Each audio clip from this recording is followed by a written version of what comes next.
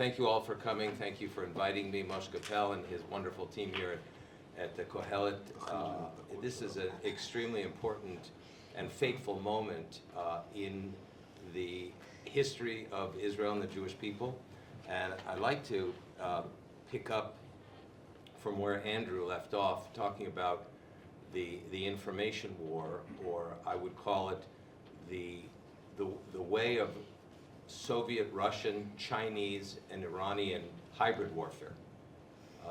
I was telling Tal, I was watching Tal last night before I went to bed on YouTube, watching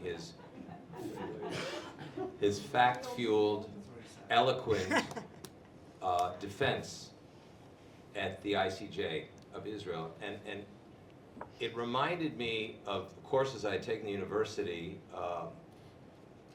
on Orwell. You know, Orwell said that in his book on political language, that political language is designed to make lies sound truthful and murder respectable, give an appearance of solidity to pure wind. And you have to really think about that when you hear, when you see. You have to pinch yourself to understand that Israel was placed in the dock, the defense, on charges of genocide at the ICJ. I mean, you can't even make that up, the absurdity of it. And I think that we've gotten to a point, Clausewitz reminded us that war is politics by other means, but the inverse is also true, that politics is war by other means, and that's where we are today. I think this conference could also be called the Eighth Front, the political, legal front battlefield, because we are following the October 7th and 8th combined warfare. That is a perfect example of what I said a minute ago, which is Russian, Chinese, and ultimately Iranian hybrid warfare, which is the combination of terror and subversion, deception, disinformation, and propaganda warfare.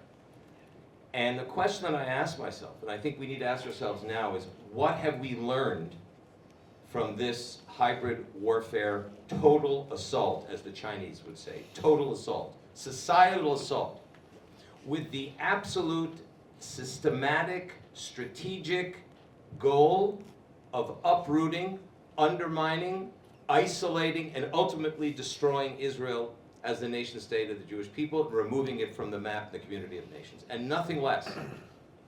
And the reason I say that is that what happened on October 7th and 8th, and I say 8th because we saw 8th, the celebration of Hamas's mass murder, immediately, without warning, planned across university campuses with thousands of students, leveraging 3 decades of the BDS movement, which Israel said to itself, it's only an economic agtidag. It's only an economic campaign or crusade. Nonsense. It was planned and executed and advanced to lead to the October 8th phenomenon. And the question we need to ask ourselves is, have we been willfully blind to processes of total warfare in every front, political, diplomatic, legal, media, social networks, psychological operations over the last 6 decades? And I would say the first thing that we learned from October 7th is that there's an additional component to all of these forms of warfare that I just outlined, and that is we have been taught what we all learned in school from our teachers is an object lesson. Hamas taught us an object lesson, and that is the ideological, religiously fueled war against Israel. That is the ultimate substructure of what we're facing. We are facing jihad that Hamas said very clearly, the Mabul al-Aqsa, the Al-Aqsa flood, was first noted when? Back in 1922. By whom? Haj Amin al-Husseini. The Jews were endangering Al-Aqsa. That Al-Aqsa, that Nadav Shragai, by the way, has written a wonderful book about the Al-Aqsa is in danger libel, today on October 7th, October 7th, 2023 was just the latest example of what Haj Amin said 100 years ago.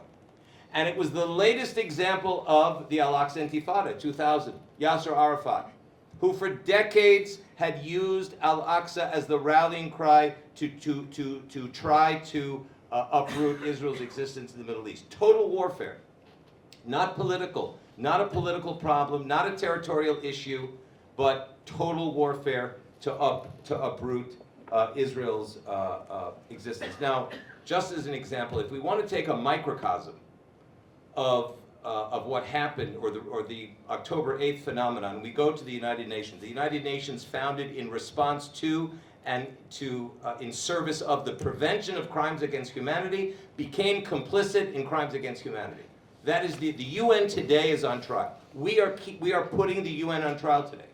And in that context, I would suggest that we stop defending ourselves, we stop apologizing, and we go on a 24/7, 365 campaign to hold international institutions accountable, because they have been complicit in the worst 24-hour mass murder in modern political history, and nothing less. And it behooves us to establish the narrative and to hold these institutions accountable. Francesca Albanese likening us to Nazis in the last days only and being reappointed special rapporteur. UNRWA complicit in October 7th. OCHA complicit in October 7th and forward, as Maurice Hirsch's latest research shows, just was released today or yesterday on the propagandistic numbers. Navi Pillai of the UN, of the Human Rights Council, would not condemn, calling Israel genocidal, apartheid. Guterres, Secretary General, unable to unconditionally condemn October the 7th until today, and the Security Council, unable to condemn the October 7th atrocities until today.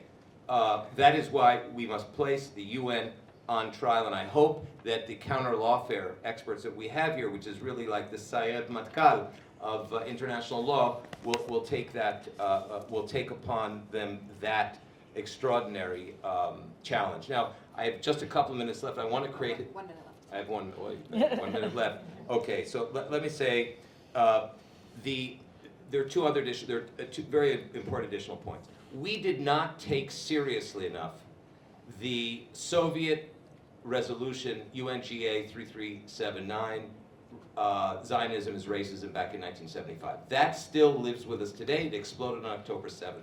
We did not understand that while it took 16 years to annul that, 16 years, and after that 16th year, 91 until today, the culture of Zionism as racism continued until today.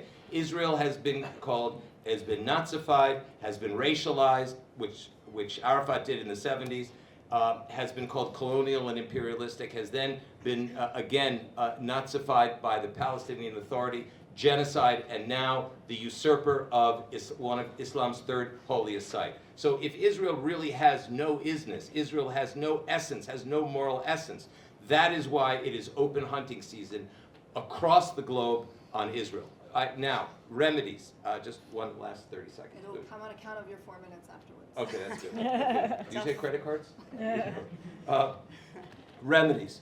There are indications that there are remedies. The Trump administration sanctions in 2017 on the ICC are meaningful. The latest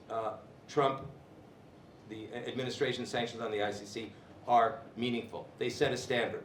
The move of Nicaragua to rescind itself from the ICJ case that South Africa and the Palestinians and the Iranians brought is very meaningful. The fact that Hungary has left the ICC is very meaningful. Even, as you know, there was an extradition yesterday for the Prime Minister by the ICC to be extradited as a war criminal from Hungary. We need to work to create a community of democracies. Community of Democracies was first established in 2000 by Madeleine Albright, Secretary of State, followed up by Secretary of State Colin Powell. This is a caucus that must be advanced in a concrete way to work from within the United Nations as a pressure group within the United Nations.